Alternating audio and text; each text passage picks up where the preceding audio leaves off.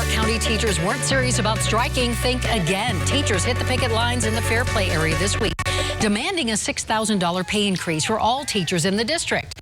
The strike came after weeks of negotiations. School shut down, kids didn't go to school, and the school board says they already provided raises to all employees and there is no more money left to give. Welcome to Politics Unplugged. I'm Anne Trujillo. The district issues we're watching in Park County RE2 really are issues all across Colorado. Did you know our state ranks last when it comes to classroom funding, last when it comes to teacher pay? Both issues that make recruiting and retaining teachers difficult in Colorado. Important topics to consider as we prepare to vote in school board elections next month. Now, we wanted to know more about these issues, so we brought in the experts from A+ Colorado. You've heard of a think tank. A+ is a nonprofit that calls itself an action tank. Ben Schoales from A+ Colorado is back with us now. And one of the things that we've heard a lot about with the school board election is the importance of recruiting and retaining teachers. That seems to be a struggle here in Colorado. And why is that? It's a huge struggle. I mean, there's a number of reasons. One is that the economy is going great in Colorado, and wages are growing in almost every sector except for education. Except for education. And so teachers already have low salaries, but with salaries going up in other sectors, it's really hard, and particularly in places like Denver, where the cost of housing are going up at, 30% or something like that over the last few years. And there's something like 20% of teachers who have a second job, is that correct? Or that's is it right. higher? It's a little higher than that in Colorado, but 1 in 5 teachers have a second job. So how do we manage that, especially as we go into election time where school boards, people are running for school board? How do you manage that issue that it's, so across the board in Colorado? Right. So there are two issues. One is about figuring out a way to increase the amount of funding overall in the state and for particular school districts, because that's assuming that we're not going to change the way that teachers are paid currently.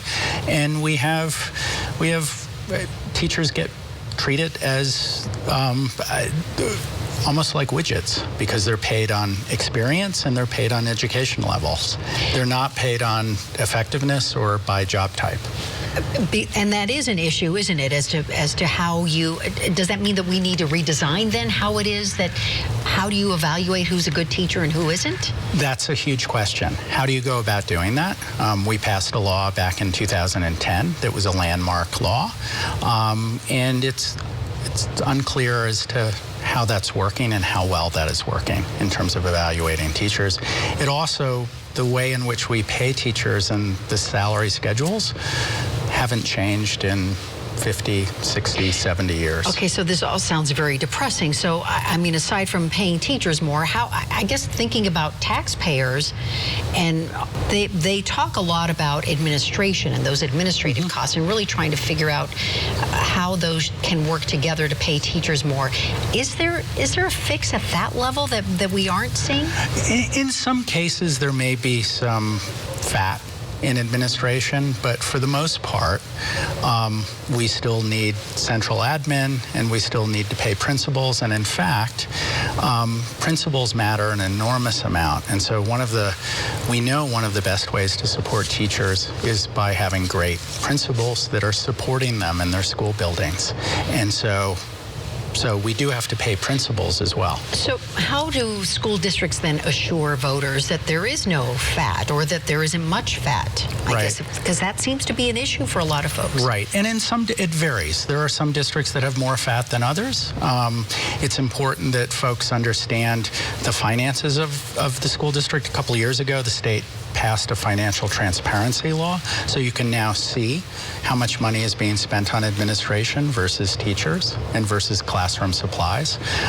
But I would say overall, the big problem is that if we're around $2,400 underneath the national average, it's really hard for teachers here to compete, let's say, with teachers in Wyoming. Salaries in Wyoming are substantially higher. Give me some ideas, some numbers. So it depends on the school district, but in Denver, or the state average is $62,000 a year.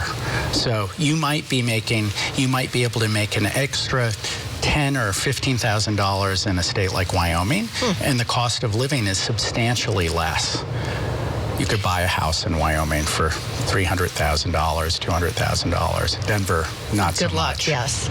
And so where does Colorado rank compared to the rest of the country? So Colorado is last right now in teacher wages. Okay, well, that's an eye-opener. Is there anything that teachers can do that would help make, I don't know, find success in our kids? That I know this is an ongoing issue, but right. I think that there's a lot that school districts can do to support teachers in different ways through more high-quality professional development, and we've gotten smarter about embedding that in schools rather than taking teachers off to some cafeteria and lecturing them, but actually having embedded job support.